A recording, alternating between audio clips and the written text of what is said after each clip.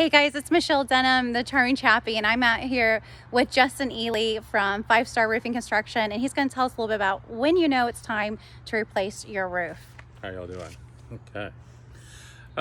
Good time to, generally speaking, when a roof gets to about 15 to 20 years old, it's really time to have your roof looked at and inspected to determine if it still has life left.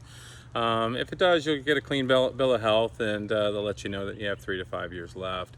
Typically by this time too, the insurance companies are usually recommending that you get your roof replaced, which forces you to get this inspection done anyways. But yeah, 15 to 20 years is a good time. A lot of times it depends on the type of material you'll have, if it's a tile roof, metal roof, asphalt shingle roof,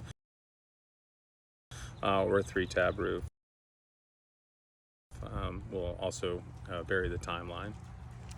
And this is very important because if you're looking to sell your house and you're towards that lighter end of that spectrum of 15 to 20 years with your roof, you could cause some issues with getting a VA loan or an FHA loan from one of your buyers coming by.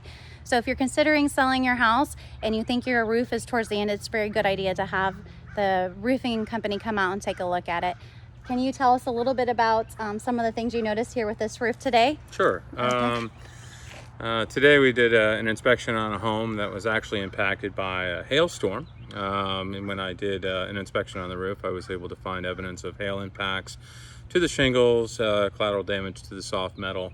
And because of that, the insurance company will actually pay for the replacement of the roof because it was a damage caused by a peril that's within your homeowner's policy. So that is great. Well, thank you so much for your time today, no, Justin. you're welcome. And see you later.